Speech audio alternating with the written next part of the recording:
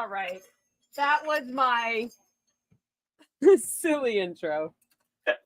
Hello, everybody, and welcome. Today, we have Scientology's Crime Timeline panel, which means I shall bring up the one and only Fat Grammy, Audit LA, Scientology Geek, and hopefully maybe another one will join us. If not, it's us for now. And today we get to be talking about this Scientology crimes timeline. I'm finally getting it right in the way that I is it only me? Audit, try to say Scientology's crime timeline panel, but you could just say crime. Say the first Scientology crime timeline panel. See, it is hard to say. It is hard to say. Okay, good. Anyway, so Scientology's, and basically Mona is going to be kind of the driver of this. I'll be the host, and Mona will be driving this bus, as we say. And then basically the idea is, just so I know and everybody knows, is we're kind of putting all the crimes from whenever the beginnings of Scientology up until now and everything in between. And what we're going to do is we're going to take the basic timeline of Scientology, and then we're going to add to that timeline the timeline of the IRS debacles. And then we're going to overlay all the major events and the major happenings, the financial issues, the properties that they bought, all of the crimes that they've done, the deaths that have been reported, and the ones that haven't, perhaps. And the ones that haven't been, all of the major events, not only in the US, but around the world. So we're going to overlay all of this stuff so that way we can see how everything's correlated, coordinated, and in one picture, because we can put these videos together in one video for our government and our police officers and our litigators, that they can see how everything combines and comes together. And it'll be a beautiful thing.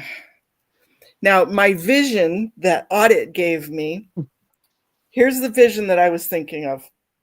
And I was trying to tell you this, Holly, is remember back when we were kids in school and they had the projector and they had those clear projector papers that they'd put on there and they'd write something on there.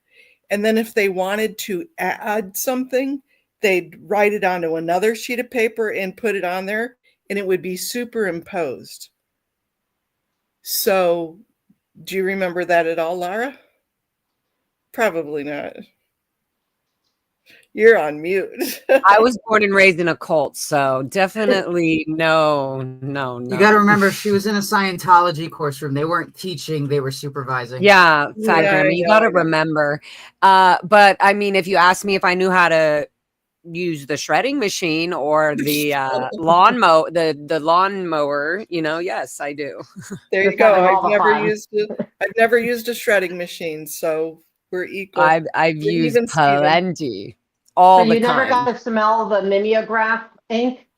They didn't have that in your schools, the mimeograph ink? Remember that smell? Did you say in my schools?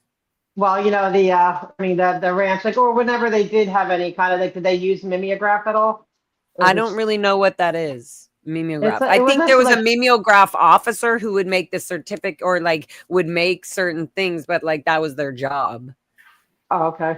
Mimeograph is a fancy word for copier. Oh, okay. Yeah, but remember the ink, and they would print it, and it would have the smell, and all the kids couldn't wait to get the fresh mimeograph papers, and would all be smelling it. It's us old people's version of huffing. Oh. In elementary school, I guess. Yeah. Sorry, just memories, but I digress. Too funny.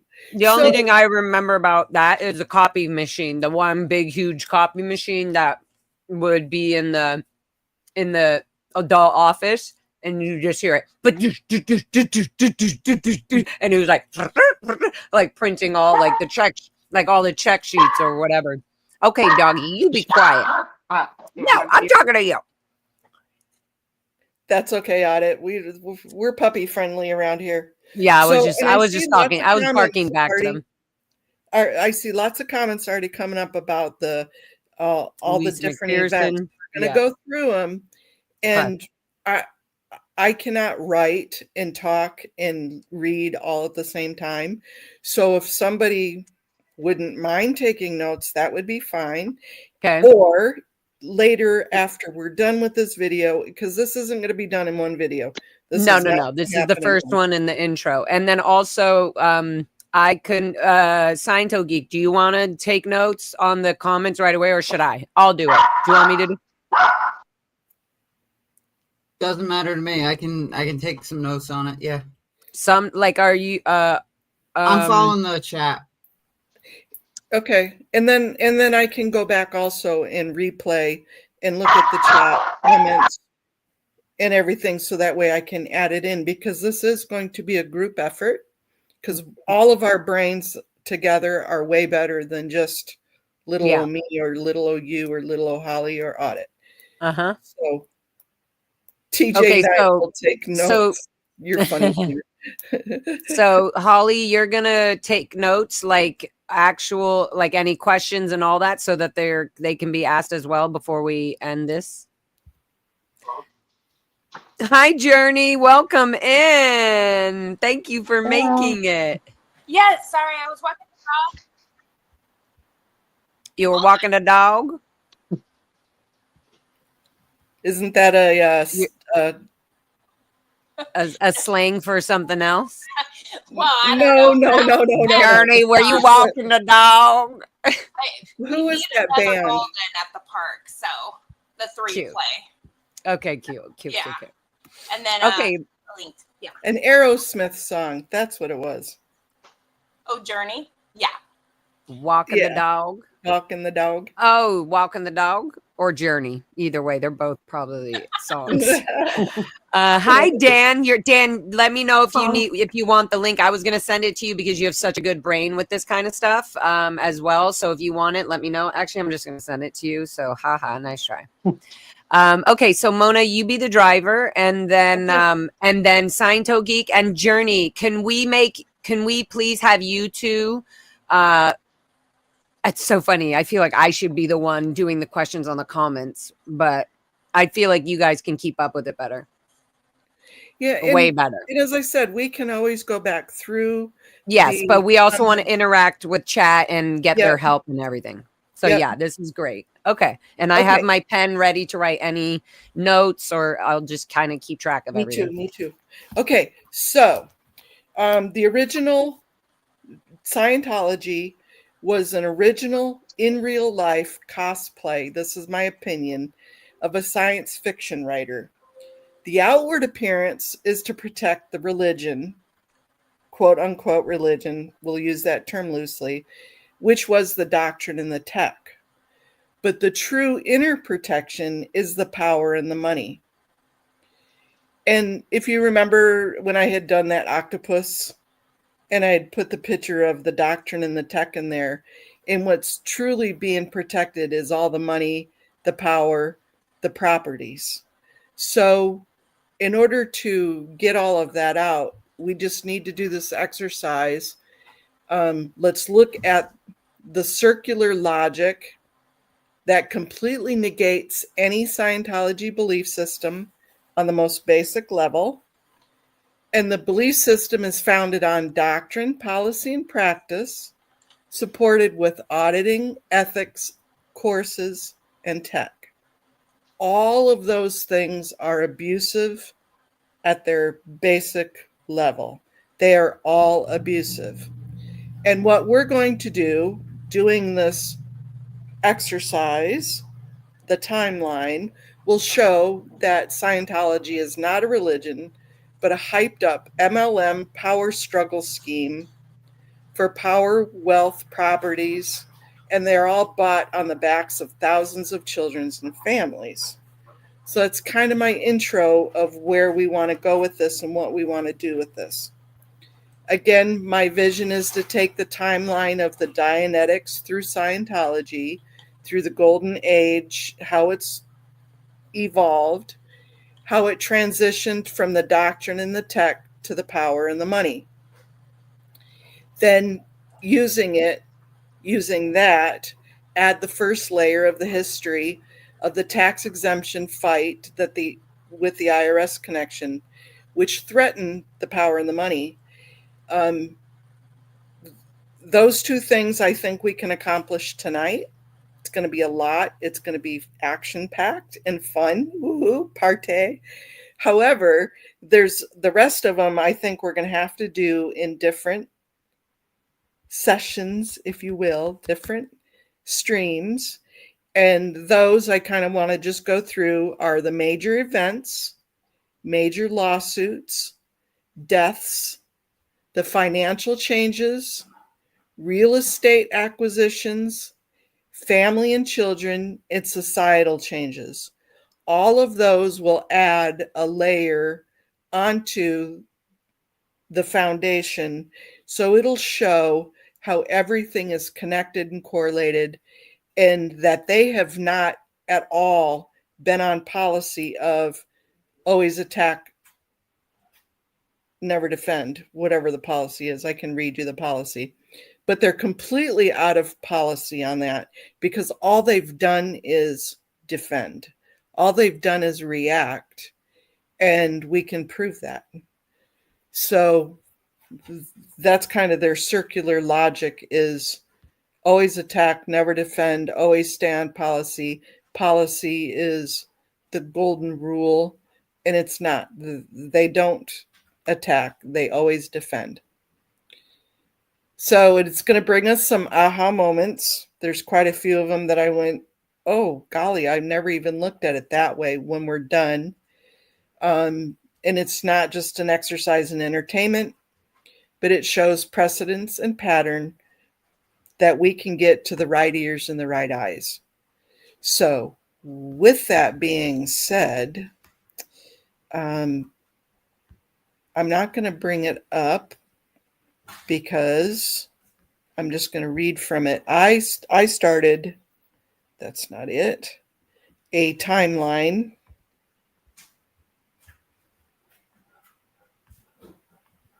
As soon as I find the damn thing. Here we go. So Hubbard started it in 1950.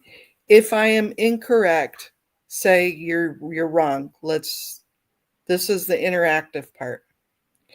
So in 1950, LRH publishes the Dianetics, the modern science of mental health.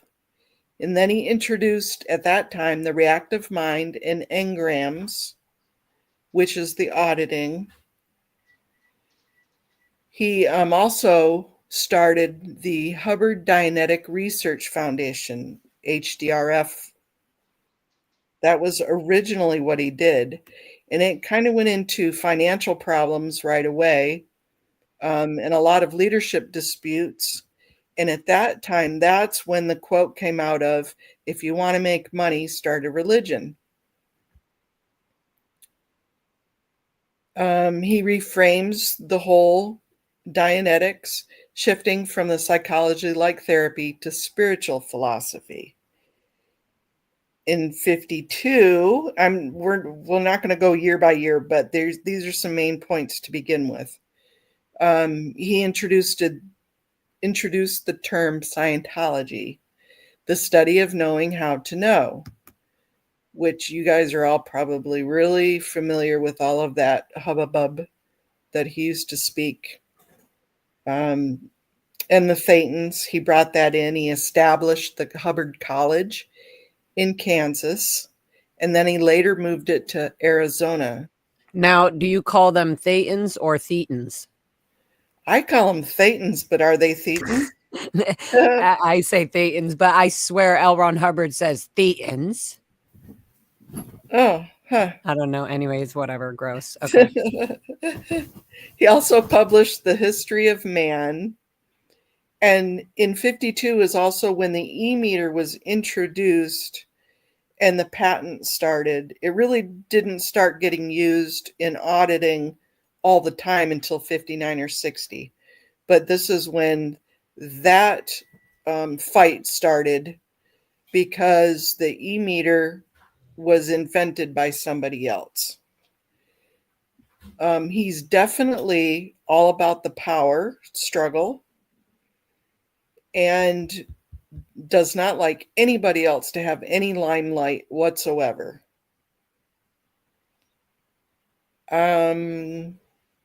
First Church of Scientology in 53 was in New Jersey. And again, this is where he started with his religion, and it became a tax and legal haven. Church of Scientology, California started in 54. During that time, they also started with the US, the UK, and Australia. He started issuing thousands of HCO policy letters and bulletins. And then in 58, that's when they came in and they destroyed all of the e-meters. And they told them they weren't able to use them as they were, as medical devices, that they had to turn them into religious relics. So the e-meter was changed just a little bit and a new sticker put on. That's really all they did.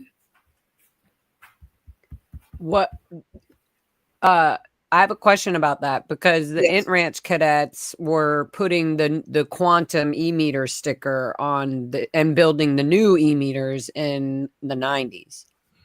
Yes.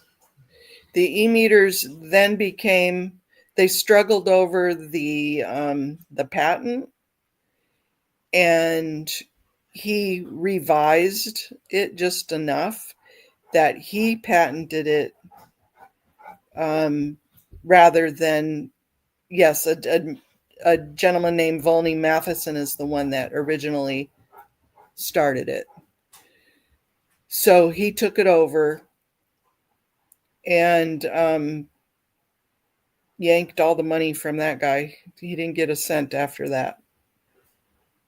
He changed it just enough to create his own patent. So in 65, go up a few years, 65 is when they started using the KSW when he wrote, and they started insisting on strict adherence to the KSW. I'm sure you could probably tell me everything I never wanted to know about the KSW. And that's when he established the grade chart, for which is the bridge, correct? Yeah. So up until then, go ahead. I was going to ask you, you said you have this like all written down, or you have? I do. But are we going to be able to see this, or are you showing anything? Would you like for me to show it to you? Yeah, that would be fun. Or no, what do you guys think? I think it would be cool, because let me get through this kind of part of it, and then I'll start showing when we come to the IRS stuff, because that's more. Okay. So in 67 is when they created the Sea Org. Isn't that when he was also kicked out of the US? Does anybody know? I read that book that you brought the other day with Janet, I forget her name, Inside Scientology. Yeah. That has a lot of this beginning information, and I read through it, but I need to read it again to really let the details sink in. But I don't know if you could show that book. I read it like on the ebook, but that has so much, of this early information. Okay. Yeah, there's a lot of this. Really goes through the history and the people. Yeah. She was a reporter. with just the foundation parts of it, these are just the basics, and then we'll get into more details with the other layers. So 67 is when they created the Sea Org. That's when they took away his tax exempt status. And because of the inurement, we'll get into more of that. Everybody had to start signing their billion-year contracts. They started operating from the Apollo, the Diana, and the Athena, and sailing the international waters. Lots happened in 67. Can I ask a question? Something just came to me. Okay, like you're saying, all right, they started Sea Org. All these things you're saying happened in 67. It seems like that's a really pivotal year. That should be maybe one of the ones we should really do a deep dive on for the year itself. But We will. it makes me wonder, like the billion-year contract, because that always seems so silly. Like it never makes sense. Do you think it could be about something more than just to say, oh, prove your loyalty? Like, is it some kind of merit? Because it's when the maritime started as well.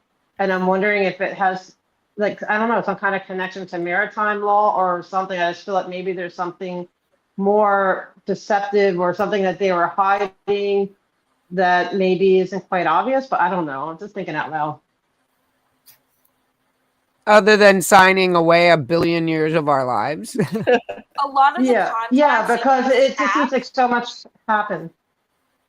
Like even the staff contracts, it's some like depending on the time frame too, with the laws at the time, it like goes into just regular laws for, what word am I trying to say? Like legal laws that prohibit abuse or prohibit more of slavery or indigenous labor service, laws, right? or, the labor laws, and that's what I mean. They're still in the contract. Like you cannot say anything about bad about Scientology or Miscavige, or something about you have to pay $10,000. It's $500,000. Yeah. Yes. Well, this is what I mean. Is just like in the contract. That is not. You cannot keep that arrangement, no matter who signed it.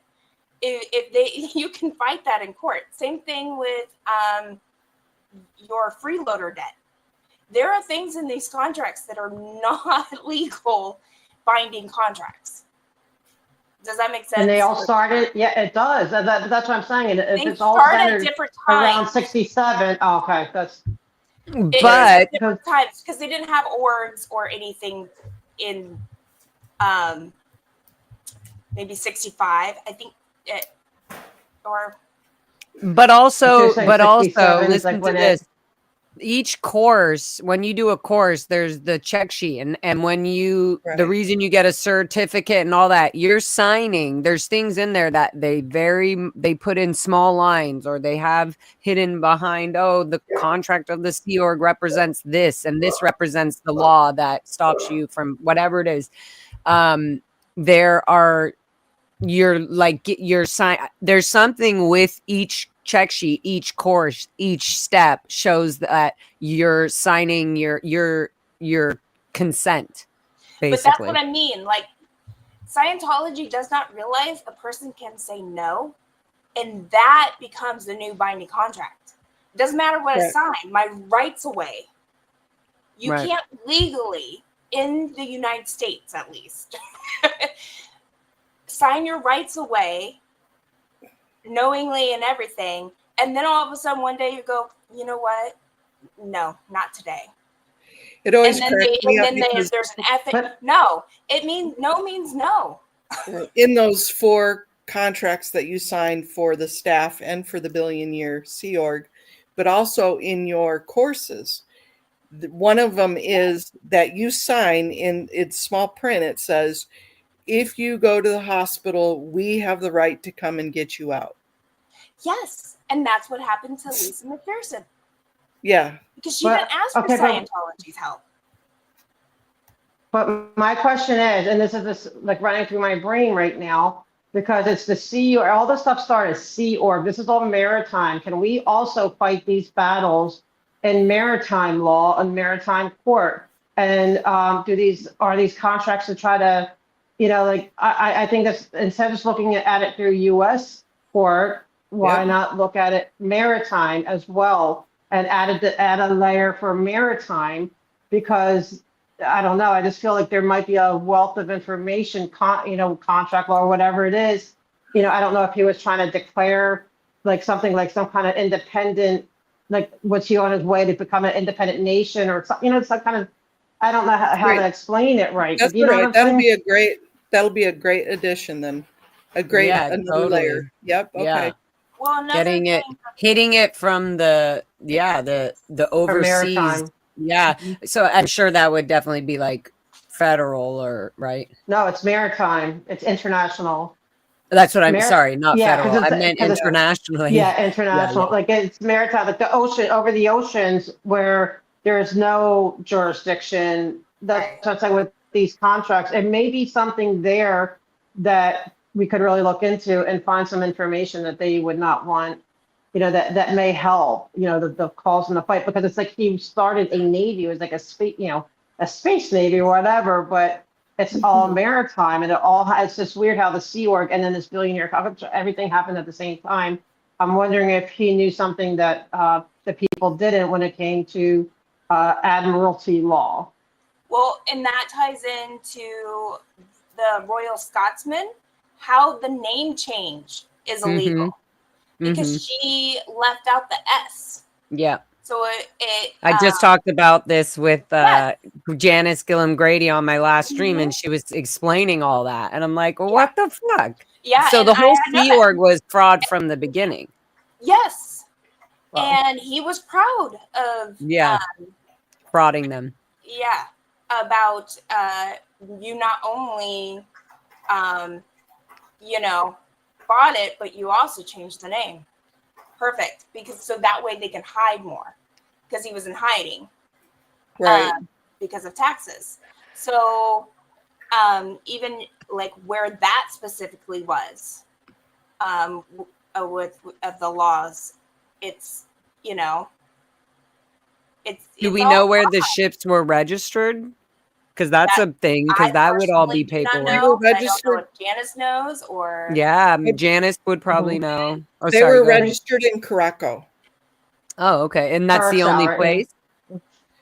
Sorry, I'm Because- leaving that up there. It's That in was that the book, only I place? think. I think so. And it was Dang, I need to it's in the hurry book. up and fucking read all these books. It's Read just that like, book. Start with that book. That book really gets into the history in the beginning of things. Are you kidding me? I've literally started all of these books in front of me. I haven't finished any of them. No, the Inside Scientology. I'm Go more with that one. obsessed with. I feel like I really need to finish The Expert Witness. Maybe I'll finish that tonight. I have you to. literally, I read that in 2 Hubbard days started or with something. fraud, no matter what, Right. Yeah, just to make money. yeah. I think he was always trying to figure out the next, next scam. And So- He's a fucking loser. Yeah. He definitely. stole Oh, it. did I just hurt the Hubbard's family? Oh, Aw. He stole a Wow. boat Poor little Fifis. like fucking get over yourselves. If I had a fucking molesting uncle or somebody like that, you think I'm gonna fucking stick up for him? Get over yourselves, the Hubbards, and come clean, Hubbards. too. Yes. Fucking all of you. You're all hiding behind Hubbard's money still, you fucking losers.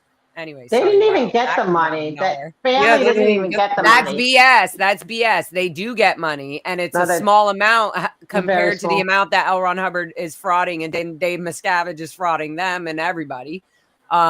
But it's still an amount that keeps them to not say anything. And when you get that, plus you're biologically attached to somebody, you're gonna kind of think that the person was a genius and that they had good intentions. Fucking bullshit. Read all of this disgusting. He spent so much time putting all of this shit in writing.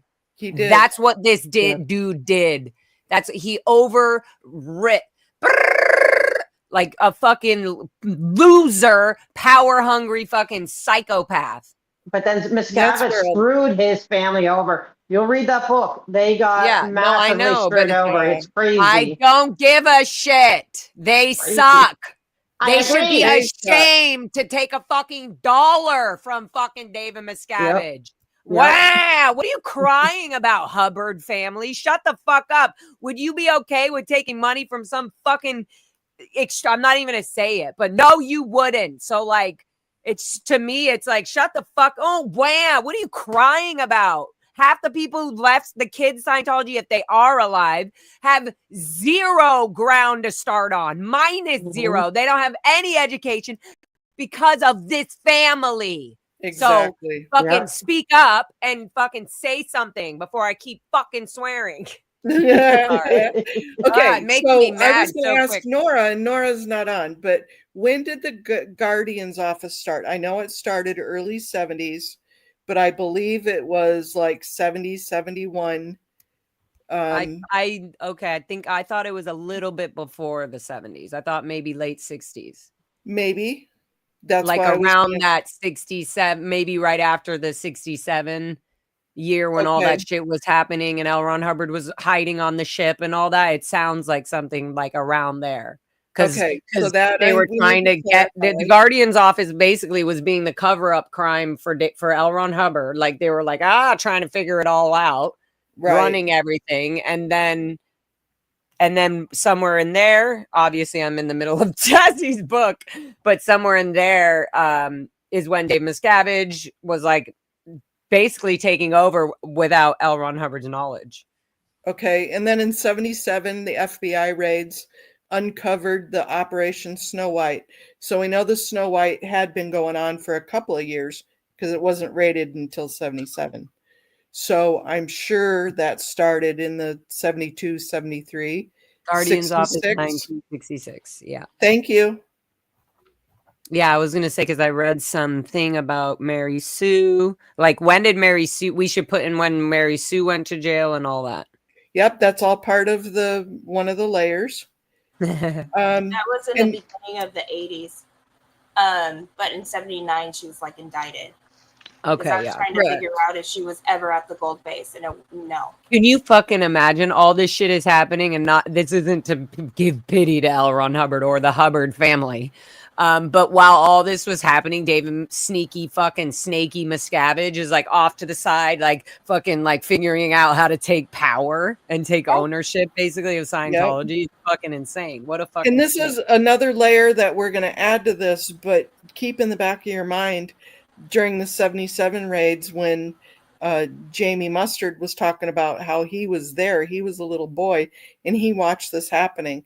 So that's how a lot of this is we're going to go, oh, this happened. And because of that, the kids were moved here or the kids were moved there or this happened. So we're going to see how a lot of this comes together. In the 80s, then after she was put to jail, he retreated, Hubbard meaning he retreated. And then they started building the vaults, correct? In the early 80s. And that's when Miscavige started taking over behind the scenes. I'm not sure about the vault. I'm sure that'll be in one of the books I read, but I know Dylan would know the answer to that. yeah. We both said it. I'm like, Dylan would know. Are we talking about mission corporate category sort out? Scientology geek, you just like whoop, like what? What did you say? I said, are we referring to mission corporate category sort out? I don't even know what the heck that is. Like trying to think figure that out was all the legality great and idea. the organization separation and who owns what and who controls what, who CSP, RTC, all this shit. I really didn't have that as a layer because I'll show you in the IRS documents where all of that came to be. So it was kind of a one and done. And the thing is that whether people want to agree with it or not, like David Miscavige is the one giving the orders and controlling them, Right. period. So it is him. He's the one that runs it. And then his minions and all the people below him do all the fucking shit. So It's Yeah, that is if so he literally convoluted. says, if he says to them, don't do it, he's not committing the crimes, but he's absolutely ordering them all and Right. approving them. But most executives know, like if so-and-so goes out too deep, immediately RPF. Like, so they don't need permission from David Miscavige necessarily to put them on the RPF. So they're already doing the abuse, even if it's through direct orders or not, because it's programmed in Scientology. Right. And to just kind of, it's so convoluted and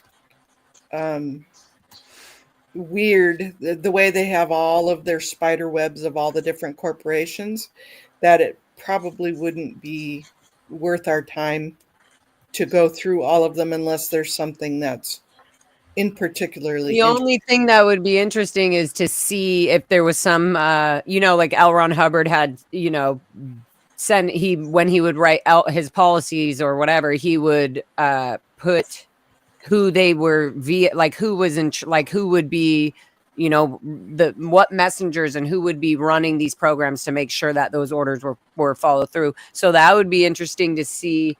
Okay. Obviously, at some point. But the thing is, I'm trying to say, I agree with you with the RTC. Like, that's like really, like, to me, for like the people, like all the way to David, to what's her name, who unalived herself by shooting herself 3 times. Like, that's no, like, what is her name? David Muscat, what's her name? Oh, the mother-in-law? Yes. What was her name? Fucking. I just saw it too. Give me a second, I got it. I don't remember what it is.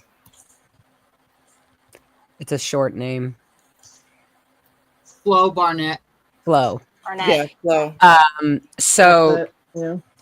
but like, so like that would be interesting. Like, to me, it's like RTC, Schmartc, the death, who was involved, who knew, who saw the note. It's like, or like who saw the whatever. And deaths are going to be one of the layers. Okay. So we'll put her in there. And then in 82, the mission holders revolted. And so they purged all the missions. And that's when they formed the Church of Scientology International. And then 82 is also when the Clearwater hearings happened. That's going to be one of our layers, but that was a very major event.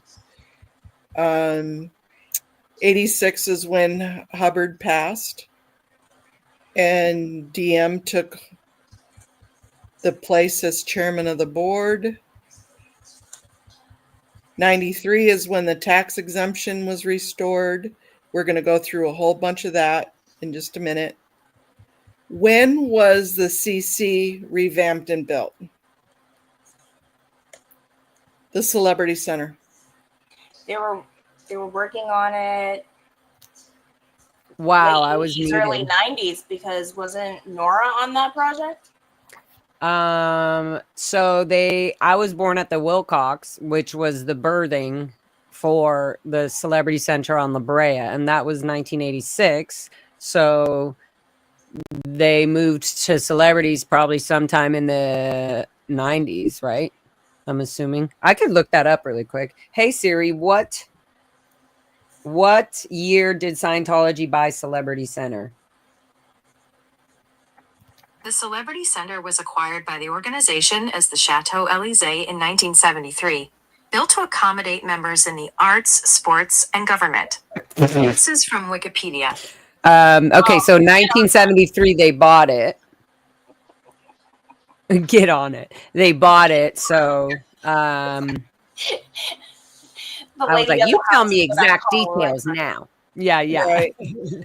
I'm like, Alexa, do this. And also, I know that people say when they're watching my live stream, when I do that, ready? Hey, Siri.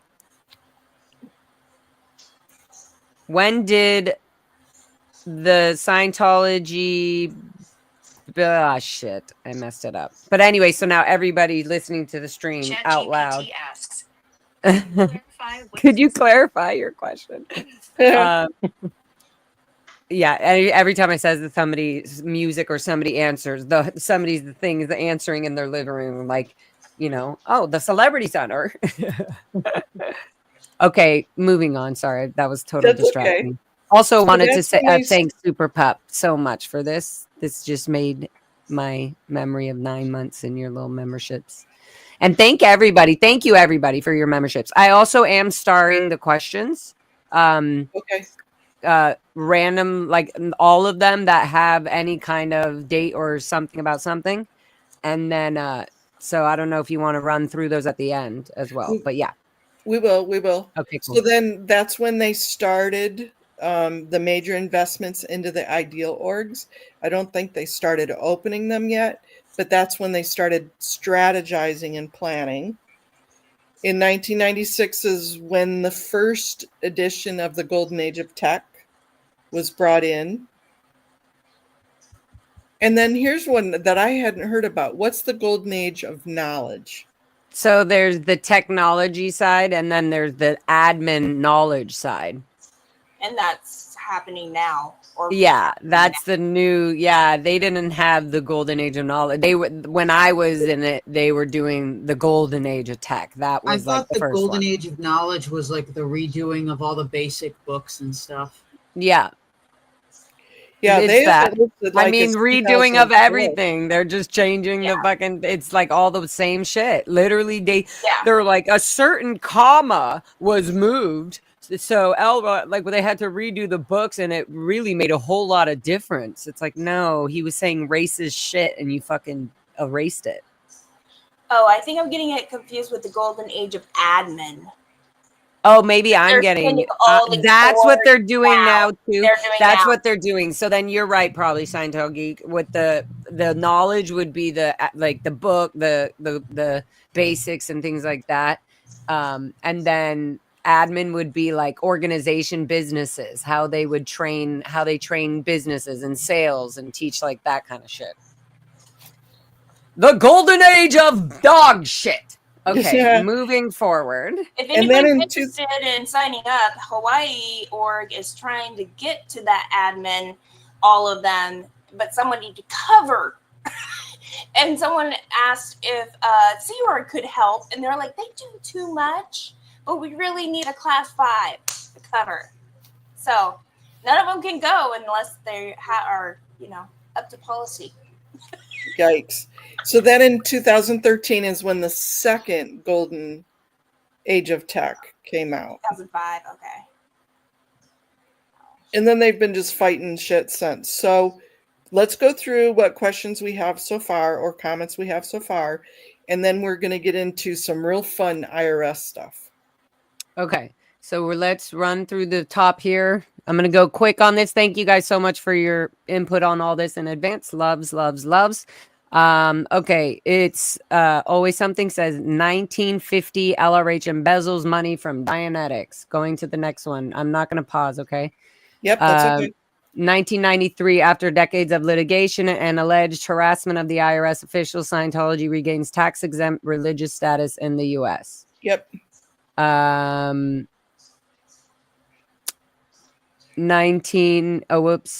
let's read this one. 1952-ish, L. Ron Hubbard's son and mafia thugs stole the e-meter rights from the inventor. There's also this. 1950, LRH embezzles money from Dianetics. Yep.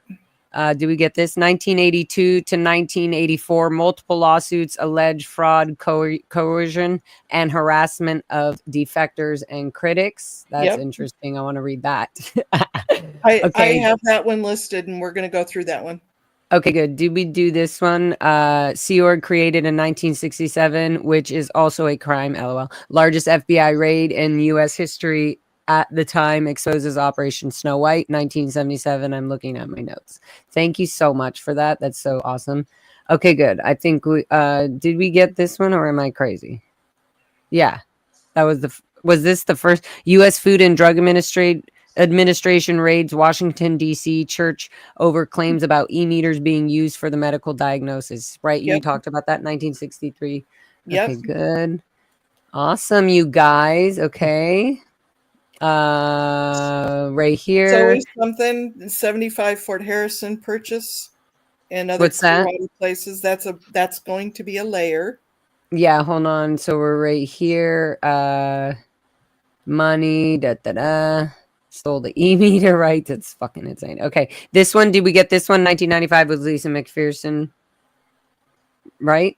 Yeah. Did you finish reading that? Well, I thought it was 1998, but that's No, I might be wrong. No, 19. That's wrong. 1998. No, because I was in. Oh wait. 1995. Okay.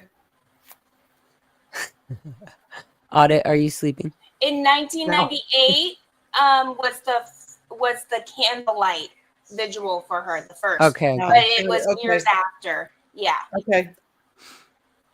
Oh, that's good to know. But you will have to wait for it. Okay. I know in 2029. Sorry, 29. We're not there yet. I know in 2009 something happened in France. I also believe something in Germany close to the same time, and I know they released tons of warnings in both places. I'll double check. Well, I know Germany, they said it was like a threat to democracy. And I don't know if they completely outlawed it like they did in Russia, but I know there was a lot of controversy in Germany. Half of Germany has pretty much banned it. Right. Yeah, that's what I've heard. Okay. Yeah, but you know what I'm thinking about that? Is that Germany has records, very much so, of why they banned it, and though we should somehow get those or find the details and who got in trouble and all that, because there's crimes connected to that. I bet you. Yes. Well, And I think Good audit. I think also because coming out of World War II and the Holocaust, they were not willing to allow anything that even smelled like that could rise up again like that, and they saw it as a direct threat. So I think it's pretty. I would love to see the writings, whether or not they Yeah. have names and info, but like what really what they saw was something that no, they're not willing to risk letting a repeat of what had already happened, previously. Yeah. in Okay. About Hungary, so there was like 20 some odd Dianetics and everything. It went down in like 10 years to 3. There is, just like we have two, the Aftermath Foundation and the SPTV Foundation, there is a third guy in Hungary helping out pretty much people in around Hungary, but he has a charity, but he does not do any fundraisers. I asked what the money goes to and everything. He did not specify, but he helps people because he's an ex-Scientologist. So But he that- knows a lot about that information. But that's where the medical that thing kicks in there too, Laura. With the seniors, right? We're talking about your uncle in Hungary and stuff. Yeah. So that's also, I think, a really interesting thing to focus on is Hungary. yeah. Okay. So On to dig about deeper. 1953, Dianetics runs from legal stuff to Topeka, where LRH parts ways with the other Dianetics guy and runs to Arizona and starts Scientology code. I don't know what that is. Okay, 1957, get tax exempt status for the first time, but LRH Sons has already that's it, audit. I'm just kidding. No barking, audit. 1957, get tax exempt status for the first time, but LRH Sons already. Oh, LRH's son says already that dad is running around with massive cash in shoeboxes. Well, that's the other thing. When they were buying ships and stuff, they would carry a suitcase full of cash. All the time. They still pay kind even of do all that. these buildings in cash, Mhm. millions in cash. Yep. So, yep. Jesse talked about that a little bit too. I Okay. was going to say, sorry, just butting in. 1972, Hubbard was caught at the airport with a briefcase of $100,000. Really? That was a lot of With, money back then. That's Clinton that's an Medical important officer. note. Yeah, that's an important note. Okay, 1957. I already read that, right? Yeah. Shoeboxes. 1981, revamped missions and ripped off mission holders. Lawsuits like Bent Corridon. Yep. Yep. Here in Canada, in 1992, conviction of the Church of Scientology of Toronto and members for breach of trust after infiltrating government offices in the 1970s. Fines imposed. I'll see how much more. Paulette Cooper lawsuit and harassment after article early 1972. Mm-hmm. Is all this sounding familiar, Mona? It is. Yep. Those are all on the to-dos. 1967, tax exemption was to be removed, and that started the mess. It did. 1967, 1975, L. Hubbard lives almost entirely at sea. But there's issues with the sea as well. They were always worried coming into dock and being found out. And so like they really had to make sure, I forget how they put it, but they were very methodical in what they did at each port. Like they were really trying to make sure that they weren't being, that, you know, the government didn't get in there or they weren't being, that had nothing to do with taxes. I forget exactly, but they were very, so I think that's when they're saying it's like a religion and everything, and they're really pushing the religious thing and not having the tax. I think ID it's because really he was hurt, embezzling the money. He was a little probably. thief, yeah. Mhm. In 82, all the organizations changed. RTC started. Miscavige was head of author services until 1986 when Hubbard died. Correct. August 24, 1992, U.S. government records show a land exchange involving the property, confirming CST's ownership and the vault's completion by this time. Thank you. Boom. Thank you, Okay. Queen. Great info. Celebrity Center International was what it became in 1989. Yeah, I didn't think 70s was, that was way too soon. Yeah. No, well, I said 86 is when I was born. Yeah. And then I said, so it must have been a couple years after that. And I was right? You're 89, right. something. If you want. Because as a child, when I was like, I remember being 3-ish, going across the street to my mom and dad's first dorm where the cockroaches and everything. I remember like sleeping with blankets and stuff on the floor, but smelling the carpets and stuff.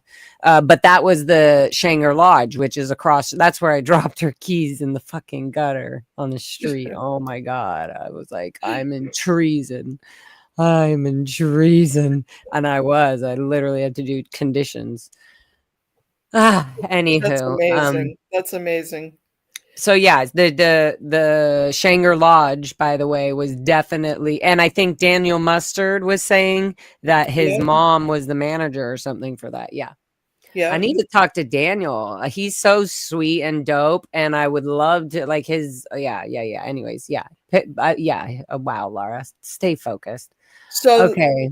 Okay, I'm going to go through and we'll add these all to the different timelines of Scientology basics. And okay, let's jump into something really fun now, which I love doing IRS stuff and spreadsheets and all of that good stuff. Okay. But one of the things that Nora keeps saying, and I keep saying, no, that's incorrect, is that the Scientology is a religion in the US's eyes. And basically, I pulled up a website. And I presented it. Can you pop that up, Laura? Okay, there you go. So basically, a religion can be a religion if it says it's a religion, and it somewhat follows these conditions. There are 14 conditions.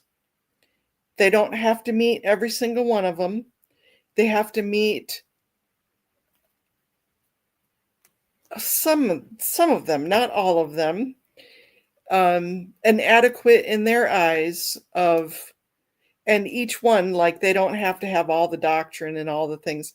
It is a weird law, but it's a way for them meaning the government, to stay out of the religion. So basically, Hell's Angels is a religion. There's a religion called the Flying Spaghetti Monsters. There are religions in the US, and they get automatic tax exemption.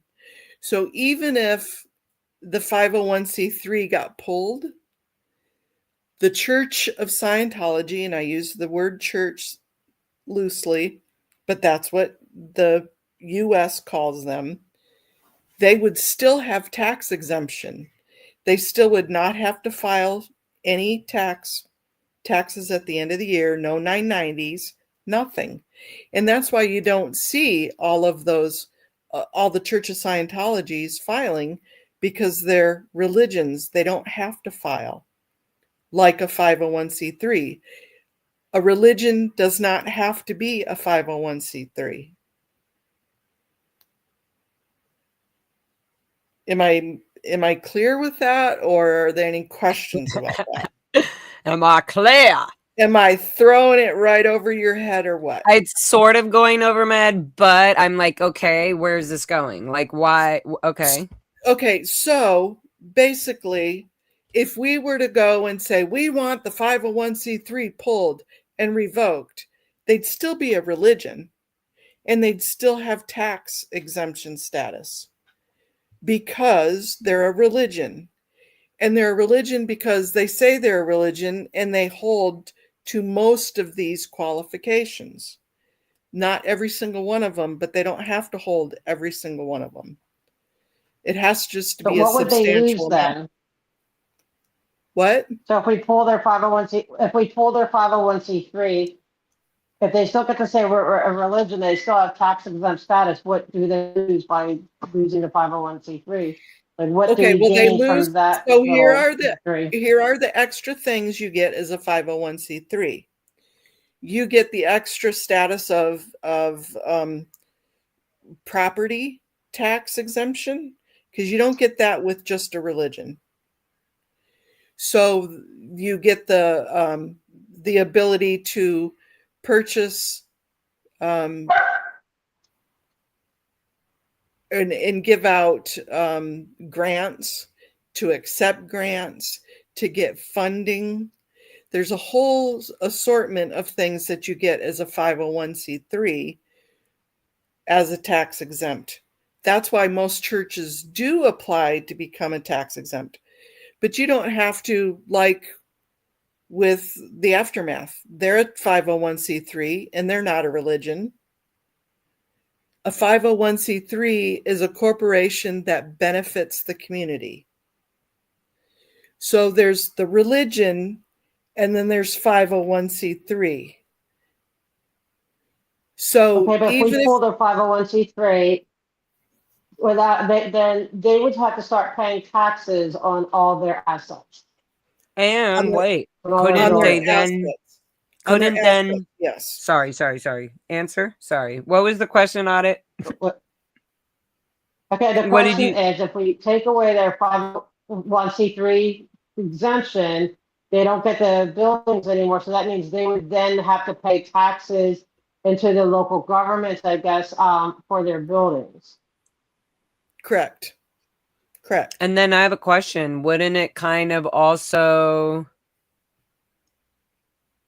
Does that not give somebody the like allowance to like go in, like a medical or somebody to go in and be like, okay, I want to inspect this room right now, or let me see these ethics folders, you know?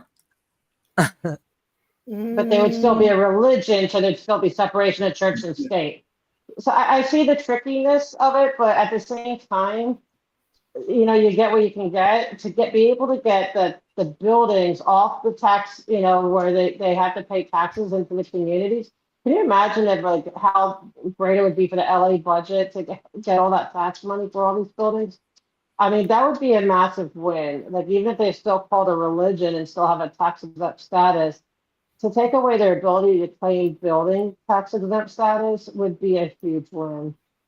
And it's For not just sure. the tax exemption, it's the earned income that they receive. So let's say they buy a building for $1,000 and sell it for $10,000. then they don't get taxed on the income that they make when they sell that building. It's tax-free. If you take away their 501c3 status, they would get taxed on their ordinary income or their interest income. And I'm that's okay not with that. the I mean, right.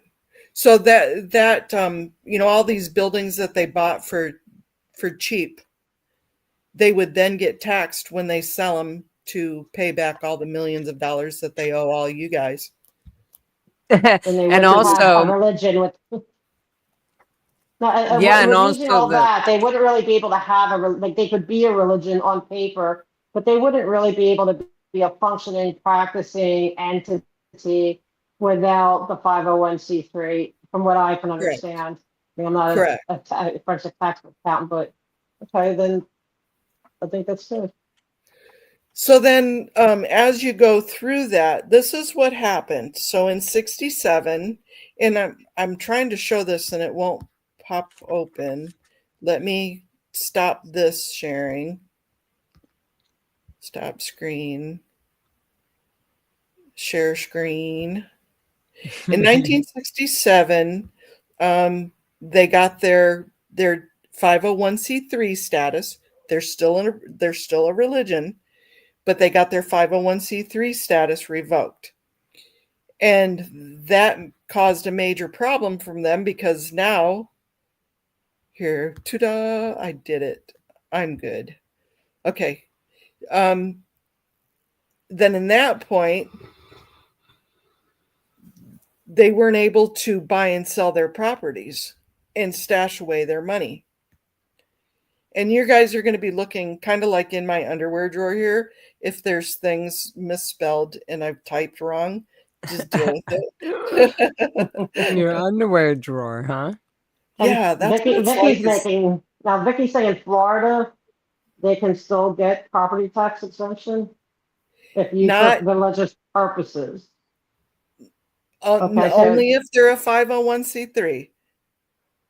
uh-huh. And they may get property tax exemption, but they don't get the name's just not on my head. It's always something. What's that called when you purchase a building and it's and you get more than what? So it's not earned income. Capital gains. Capital gains. Thank you very much. Yeah, you're welcome. See, I knew you were smart for something. Oh. So they're not taxed on capital gains for 501c3 where they are for just the religious. And what about donations and stuff? What would, like, when people donate We're going to go them, through that's we're going still to go through that a little bit because there was a court order on that. But normally donations to a religious organization are deductible. Like if you were just to give them money because you're donating to them. Right. The Not to taxable get for the something. giver, right? Not the receive. I mean, obviously for the receiver, Right. but you mean, right, for the giver. Okay. So and is Yeah, it at a in certain Canada, Scientology likes to brush with a broad stroke when they say they are tax exempt. So there is a Canadian Scientologist that took that said no, it should be tax exempt. Went to court from the state, and then he appealed it, and the Queen of England is on that petition saying denied. yep. Well, that's what happened in the US too, and we're going to go through that. Yep. So in 84, but here's a real interesting, before we even get to that point, in 1984, there was a court case. This is after the 501c3 was pulled. The Church of Scientology, California, went up against the commissioners, which is the IRS commissioners. So this is a federal case. And it came back as the feds won, saying that they weren't going to give them the tax exempt back, and that what they were trying to do is they were trying to say the UK was putting their income through the Church of Scientology California's records on their spreadsheets. And so the US was like, well, you got to list that as income. And they're like, nah, this is coming through the UK. It's not US income. So, anyways, the IRS won. They ended up having to pay on that. But in this suit, here's some things that the judges talked about. On March 5th, 1980, this is when this started to go through. It was filled in 1984. In this civil statute and in criminal statute, the judges and the petitioners, this was their comments, that the acts of, if you remember that illegal acts and violations of public policy, you can't do that and be a 501c3. That's totally illegal. They'll pull your 501c3 for it. And so the judges said, what are we doing here? Look at all of these. Here are these listed comments from the judges that they noticed that they, meaning Scientology, had a conspiracy to impede and obstruct the Internal Revenue Service, that there was an abuse of the role of the religious ministers, that's what it should say, the infliction of psychic harm, including the loss of moral judgment through brainwashing, accomplished by auditing and other practices and procedures,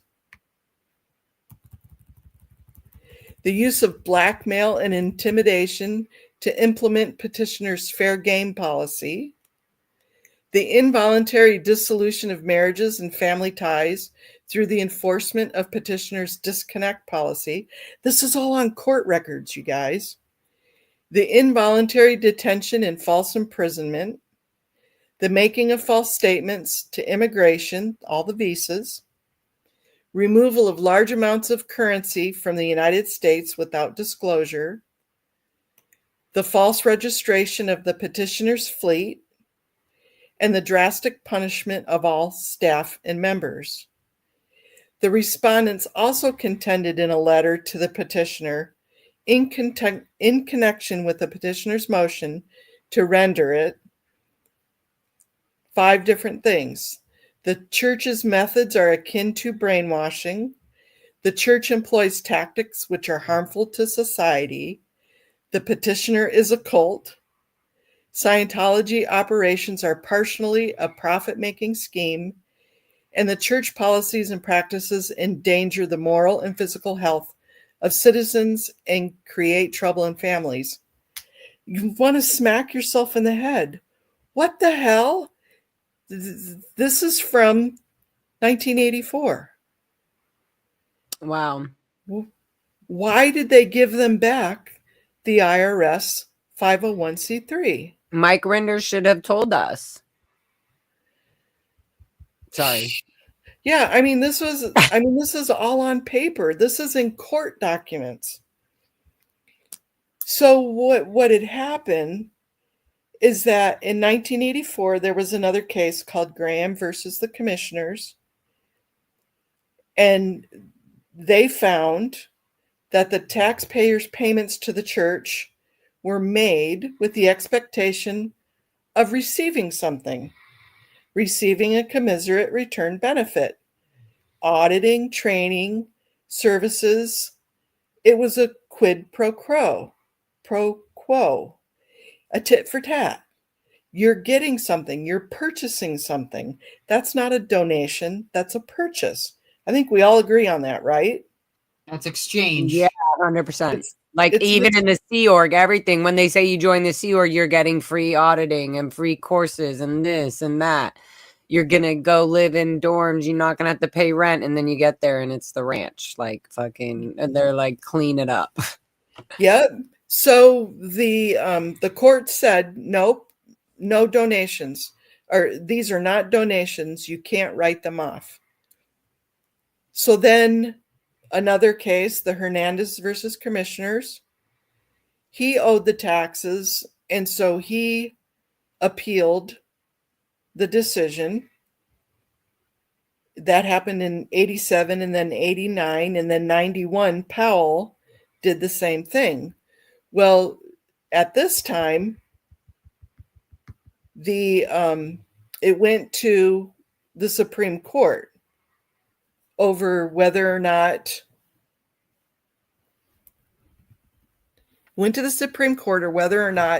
they were able to write the donations, what the church was calling donations, but it really was services.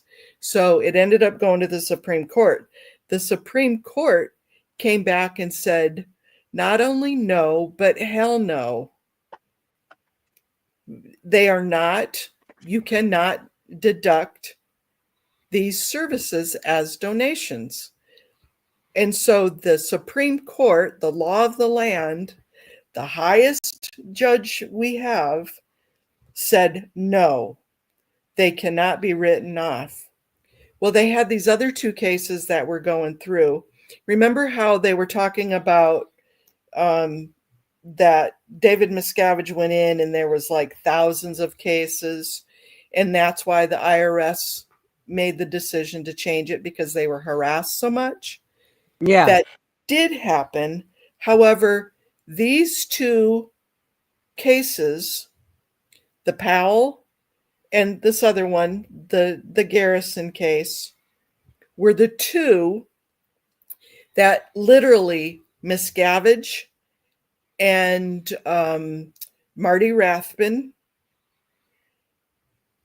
Marty Rathbun, walked into the IRS and said, we want a meeting with the commissioner. And they said, and they were going to win these two cases. If they won these two cases, that's what, you know how like the judge did on the Jane Doe case recently, came up with a predetermination, like what he's going to say at the end. The judge came up and said, look, this is how I'm going to rule on this, is that you're going to win. Scientology's going to win. That would have thrown everything into the whirl for the IRS and for the Mormons, the Jewish temples, the Catholics, because then all of their stuff wouldn't be deductible either. So Miscavige and Rathbun walked into the IRS commissioner's office and said, tell you what, give us our 501c3 back and we'll drop these two cases so you don't have to deal with the Jewish problems, the Mormon problems, and the Catholic problems. And the IRS commissioner laid down and said, okay. These are the two cases that changed the whole 501c3. There were thousands of cases that were filed, but those aren't the ones that made a difference. These two were, because of that Supreme Court decision. Good to know. Yep. So it was Commissioner Goldberg, and he met with them. And Marty Rathbun he's totally part of this. Totally part of this. The Commissioner Goldberg made a committee of 5 IRS agents and 5 Scientology lawyers. Guess who is the lawyer? Monique Yingling, whatever her name is. And guess who else? Moxon. Hendrik Moxon. And don't forget, tomorrow is we call in for the bar. Yep. So they went through 2 years of negotiations of what they were going to do. And basically it was just, a dog and pony show, because they knew they were going to give them the 2 people that said that were responsible for giving the 501c3 status back. They're the ones that had to rubber stamp it. They said, no, we're not going to do this. This is completely unethical. They wrote letters saying that they weren't going to do it, but if they were going to be made to do it, we're doing this under duress. This is bullshit, really, is what they said. So then in February of 92, Commissioner Goldberg retires. The new commissioner basically said, I'm not dealing with all this BS. And so they just signed off on everything. They made a 1993 agreement. And the 1993 agreement, I won't go through all the details, but the basics of it. Oh, and so they ignored a Supreme Court decision giving them back their 501c3 status. They completely ignored this. And I've got all the documents that prove all of this. I've got them all covered. This is where that Jason Polychron comes in. He actually had a problem with the IRS. He knows nothing about Scientology.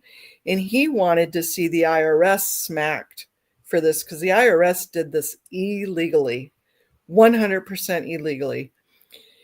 And and he's looking at this going, I want the IRS smacked like they should be spanked.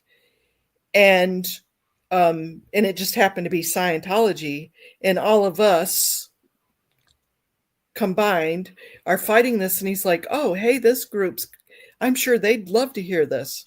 So he put out all this documentation and he put it all together, and I've got all of it. He's sent me everything. It's all on his website. Everything's there. So Amazing.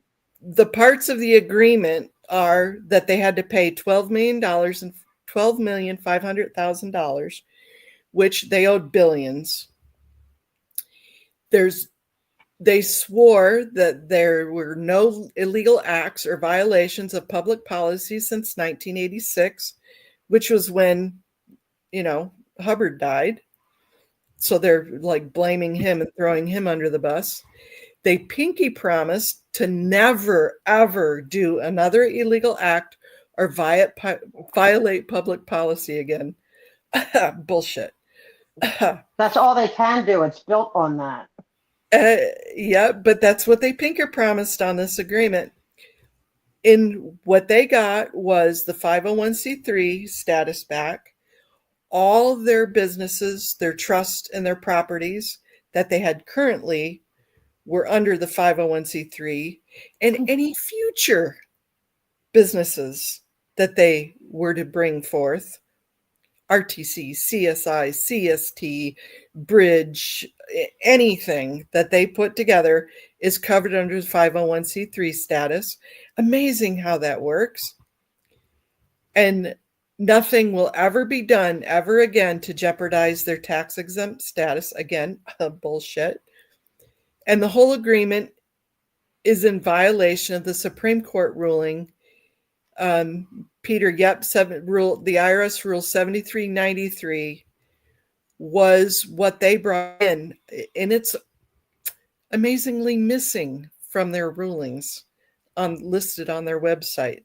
They hid it because they knew that they did wrong. They know that's illegal. Do you have that recorded that they don't have that on the apps? Yep, sure do. Okay. Yep, sure do. So kind of back to where this all started was there's 5 ways for the tax exemption to go bye-bye. The first 4 ways are on the IRS. And because of that agreement, that's probably never going to happen until we really, really put them to the fire, hold their feet to the fire. And the 5th way is adjudicated by the FBI, which is why all of that FBI reporting, remember when I started that? That's where that came from. So clearly the 1984 findings were ignored, that they're a cult, everything that was listed in that court report.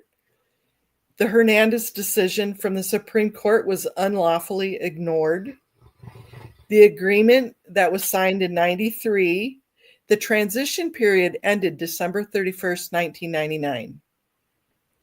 That's a date we all need to remember. September what?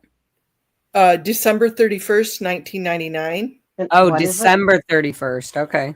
Yep. And see, all of this it sounds really boring and everything, but when we start adding in the kids, the ranches, the properties being bought and sold, all of this on top of it and layer on top of it, we're going to be going, oh, that's where that date came from. That's why they did that. That's Mm-hmm. it all comes together. Yeah. It's great And work, if I man. die tomorrow, I didn't commit suicide. Yeah. Yeah, exactly. Same here. Same, Yeah. yeah. So thousands of children, elderly, family, and friends have been abused because of the willful disregard of that Supreme Court law.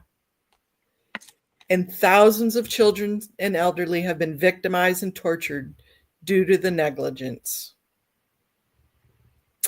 So I know we So kind how of do we go about getting this, like, not revoked, or how do we bring it back to the judge or back to a judge to say this one, the IRS rule 7390 was in direct conflict with Hernandez's decision? Yeah. Yep, the Supreme Court decision. Yep, exactly. So how do we do that by doing this? So, okay, remember that Scientology has placed themselves into the limelight of all these governments and all the LAPD and the Clearwater Police. They look sparkly clean. They don't have, even though it's obvious, and we see it as obvious, in their eyes, there's nothing on paper, there's nothing on record. So what you are doing, what everybody else is doing, reporting to the FBI, reporting to your local authorities, doing all this reporting, getting it on record, is showing that they are performing illegal acts and violating public policy. And then with the IRS part of it, once we get all of these layers done, my plan is to kind of do something really stupid and wacky and just present it to president. It's not going to hurt to try. Right. And what about to the Supreme Court too, and saying, hey, the IRS disobeyed your direct decision and Yeah. stuff, And I'm just little old me, but we can figure it out somehow. Yeah. Yep, A I'm writ of in. certiorari, right? Can't we just do a writ of certiorari or something? I don't know. We'll have to figure it out because I think to the Supreme Court. Well, they wouldn't Whatever it want to be is. over. Yeah, like they were tossed aside. Like, let's appeal to their egos. Like, hey, look what the IRS did to you guys. They just said that they're bigger and badder than the Supreme Court, type of thing, and see if we can get their involvement. I mean, why not? Yep, and Peter's right. No victim, no crime, and all the civil cases so far have been sealed with NDAs and payoffs. So in the law of the land, Scientology is clean. The only cases, and we're going to talk about cases that have gone through, but the only case that has gone through in the U.S. has been the Willersham claim case. And that was civil. That wasn't a criminal case. I thought it had at first. Is that the one where they stole? No, that was a different one where they stole OT level 3 from Norway. I heard that. Yeah, I don't know. My brain's kind of dead. That's in that Inside Scientology one, and Expert Witness. Those two books are really foundational for piecing a lot of stuff together. I recommend highly both of them. I feel like I'm gonna when we're done with this, I'm literally gonna just turn off the lights, put my little light on, and read the rest as much as I can, and then I'll probably fall asleep, and I'll be back in the Sea Org in my dreams. So believe it or not, a lot of the other layers that we're going to look at, the financial, the events, the worldwide events, the kids, all of that really is based off from this IRS crap. It really is. So as we go through, maybe Sunday, because I know Saturday you are one busy woman, and tomorrow we're all busy. So maybe Sunday, let's look at the next chunk of layers Yeah, totally. I'm meeting somebody important on Sunday, so I will tell you guys all about that after. I just can't say nothing until it's done. No worries, no worries. But so whenever that is, or not, whenever I can either do it before that or after that. Well, I just don't know the time yet. Okay. So, I don't want to make them so long that everything kind of gets lost in the process. And we Yeah. can take in, yep, Ben Corrido was a case that was one also, yes. And I'm trying to remember, I know it's always something. I can't remember what it was about. The 2017, I believe, Tennessee federal kidnapping was for a Wise company, but What was the Scientology. company called? Good question. So, believe it or not, Wise in that 1993 decision or agreement, Wise was supposed to go bye-bye. It was supposed to be unincorporated. Has it? I feel like they may have taken. It did, and then it got reborn. Oh, okay. Because I was gonna say, then they have SMI, Yep. Able, all of these. There's so many. There's literally like Wise, whatever. Like they'll just open up a new one. So he opened a treatment facility called. Oh, I got his mugshots. Okay. Who is it? Just kidding. Oh boy. So. Oh my god, that would be. I just thought of the worst thing. Me too. Don't say it out Life loud, Laura. Center Megan Anderson. for a New Tomorrow LLC. Wait, what's that? Sorry, I was talking over you. Life Center for a New Tomorrow LLC. It's been shut down immediately. Life Center? Mm-hmm. Huh, Thank you. interesting. It's always something. Where is it? The Cordion was the mission holders. Yes, they did. They won that suit. But he's an OT8, and Scientology has denied any knowledge, even though it's per policy that if you're mentally, have any diagnosis or anything, they lock you up. The Scientology treatment, that's your treatment. You're put in a room, bare minimum. Put on the PAB 6 program. Yes. The only person talking to you is the case supervisor. I was going to say, Sciento Geek can tell you all about it. Yeah. They've done major research. They just denied and separated themselves because it was the Life Center claims to offer an alternative to psychiatric treatment, which happens every day, all the time. Yeah, and this is why this was so important. Thankfully, the mom who found this place said they could help this guy, her son, and he went, and he was only supposed to be gone for 6 months or something, but hadn't heard from him for 10 months. So she did a welfare check. On that property, they found a mentally handicapped woman who also had been imprisoned in a padlocked room for up to 14 hours a day with no living standards. Wow. Yeah. He got probation. Wow. But here Scientology is we have no idea. There's no policy for that. That's fat out lie. And we could totally prove that with LRH policies, bulletins, everything. Yeah, exactly. So the I next, go ahead. You can go ahead. I'm sorry. I was just going to say our next would be the major events for U.S. and abroad, major lawsuits and deaths. That's a good chunk. It'll take about an hour and a half, 2 hours, just like this one did. Cool. And so right now, oh, sorry, go ahead, Audit. I want to add up something to ponder with the deaths part. Recently Scientology, I guess they're mourning the loss of two of their big shot lawyers.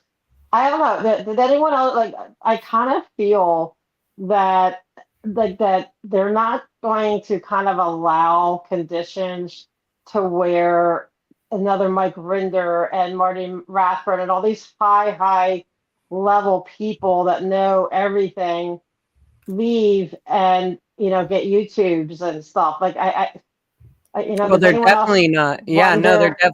But like are if you trying to Moxon's not say? gonna Do you think that you mean like? Is there some alleged or opinion that maybe possibly they are maybe unaliving them because they just cannot they can't risk have them it? I out? mean, I'm not accusing them because like it's all allegedly, You don't but it's want to do just that, yeah.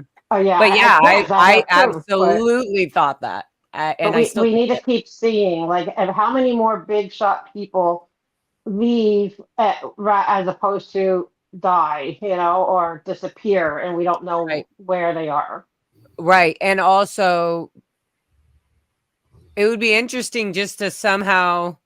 I'm not sure how to really do this, but get a list of like I don't know, somehow get a list of all the Sea Org members that were, in the early years of the Sea Org, 80, late 70s, 80s, and 90s, and they're old now. Where are they? Where did their bodies go? What happened to them? Yeah, I've been telling them, Mona, that's what I want to know. I'm Mhm. really involved. Like Herbert Jenks, right? Where is Hebert he? Gens, yeah, Like, where is he? Right? He's like 100 something now, and they still, I think, have him listed as, like he's working and stuff. So where's he? Where's so it's a lot of that, and I just have this feeling like we're not going to see a lot of escape, not escapes, but where they leave and then can, become, create an aftermath foundation or, get YouTubes or any of this stuff. I just think we're going to see a lot of different, it's going to look very different going forward. And that's just my opinion. And I'm putting it out there yeah, I for agree. us to monitor. I mean, and yeah, I just also all the different angles of going to the public works meetings, the city meetings, the police meetings. Um, there's just so many ways, and it's fun to realize, like even what Mona's doing. This is so important because it's just yeah. There's so much key important timestamps that need to be, known out on the record, public. And like, for example, I didn't know about that judge ordering that, and that got in the Sea Org we would say cross ordered. It was cross ordered, but yeah, they cross ordered the judge. And that's like, to me, I just don't understand, Mona. Like, I'm sure they have intelligent people like yourself in the FBI and stuff. I just don't understand why they haven't changed it. Because if they go and do anything, then think of the backlash and the issues that they're going to have from the Catholic Church and from the Mormon, the LDS, because they all have quid pro quo, Yeah. whatever you want to call it. Well, They have tit for tat. They have services like the Jewish temples. they're And not so, motivated. In other words, they need the motivation to do so. It has to be a bigger deal, a bigger scandal not to do it than to do it. yep, it would cause a huge uproar to take away theirs. So if they say Scientology can't have it, then the others can't have it either, because it's got to be same. But if Scientology was found saying doing crimes against humanity, see, then they would be motivated. They would be allowed. They It take out would their own trash. right, and then they can do it. So it's just finding the motivation through facts and evidence and testimony, which is where you all come in with reporting things. Did you read this? Hubbard could have been extradited to France for his 1978 conviction for fraud. He fled France but was still fined and sentenced to 4 years in prison. Yes, Yes. he was. He was a slippery one. Practicing medicine. Yeah, okay, cool, guys. Well, this was really good, and this is exciting to know that there's sort of this backbone spine that everybody can understand legally, just straight up legally, whoop, all the crimes. Just like here are all the ways that they were abusive, whether they want to see it this way or not. This is what the law says is abusive. This is what the law says is a fraud. This is what the law says is criminal behavior. And so it's fun because that is the thing with all the different points that were coming in at it. This is one of the major points that's going to be very much useful to be exposed to the courts and everything. So that's interesting and now I'm not going to be thinking about that court order. Like, where's that judge? Please read my two comments. What's that? I didn't see Ophel's comments. And Stephen, we've still got more to report on. We've still got more layers to do. I don't think Tori would be the right person to do the IRS stuff because she wasn't financially involved, but she may be on the panel for talking about the deaths, the Lisa McPherson, or the Whitney Mills, all of that. Yeah, she's definitely a resource for that. Here I have Mona, do you read it? comments. Importantly, isn't there a policy that says they can't be out exchanged? This policy is in opposition to a charity which is set up to provide services without an exchange. Mona, are the U.S. funneling money from the UK and getting in trouble for it, and now funnel UK money through an Australian charity, COSRECI? Great, that's great to know. Thank you. And this is a good point too. Aussie, oi, oi, oi. Scientology should be charged for breaking the stolen valor laws. Hubbard did not receive a Purple Heart. Scientology stopped advertising he did. That's right. That's a good point too. Yeah, let's put these motherfuckers in jail or wherever the judge and the justice system that we have today will be putting them. But yeah, wow, this is a lot. And now it's also inspired me to freaking literally read Jesse Prince's book. So yeah. Yes. And then do the other one. It's really good. First, my brain needs to get excited about this. I cannot be excited about 7 books or I'm walking around with 7 books in my hand. What is a good win in the early 2000s? A woman by the name of Nanette Asimov, something. She is a higher education reporter in California who has reported on the Narconon affiliated and Scientology infiltrating schools. And had in like 2004 or 2003 listed every single school district and then school that they had done Red Ribbon Week for, I even have cutting the ribbon shot of they were doing the tone scale in a public school. So it's good that also I have the policy. Yeah, I also have the policy letters. I need to get them somehow over to you guys. But that say the schools are doing it wrong. So we're going to infiltrate, literally saying they're going to go in to have the students go in and those students are going to infiltrate the school system. Right. And they immediately stopped it from Narconon really working in California. But they're under a different name right now. I mean, there was even a 2010, or it was really 2009 death, but they didn't report it, Narconon in California. And they got investigated and everything and fined so much. So is there a way that we can FOIA request some of those things?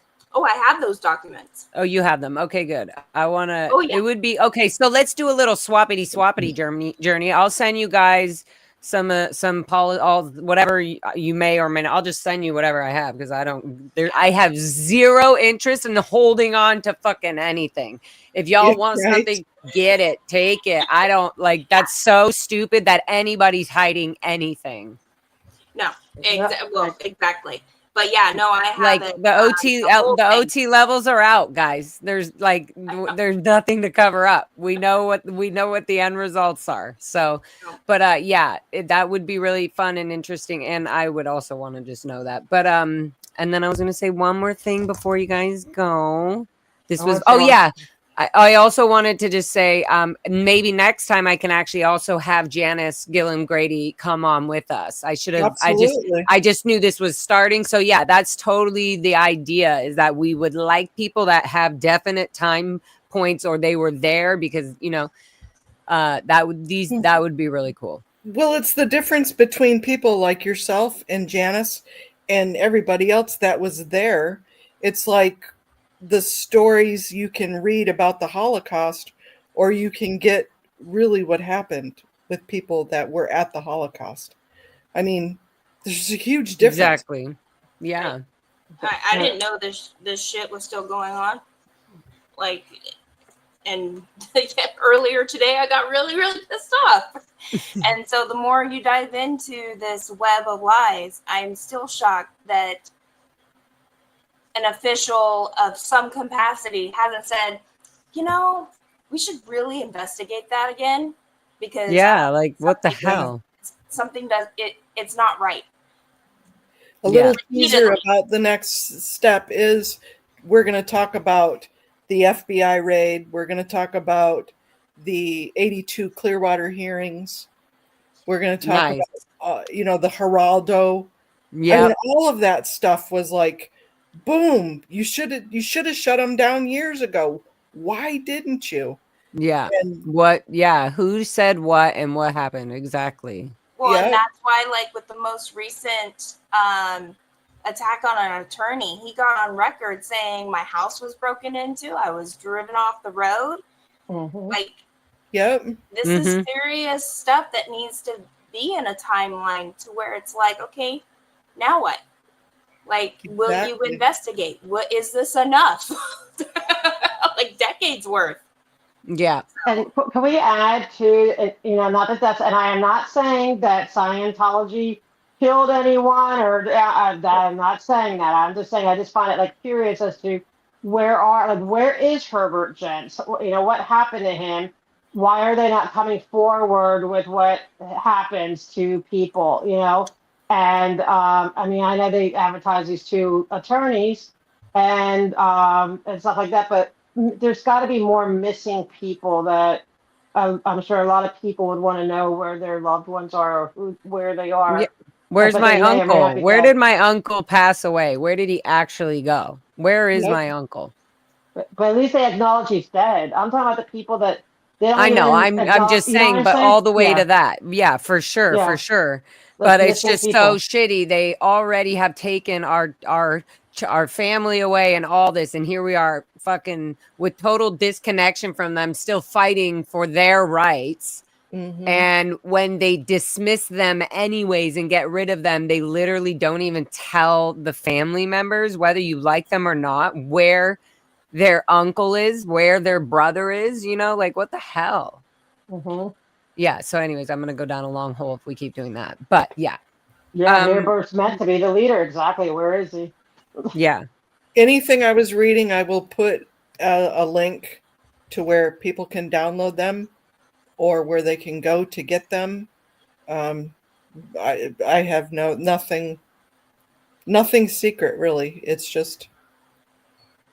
I'd like to see that 14-point thing of what is a religion.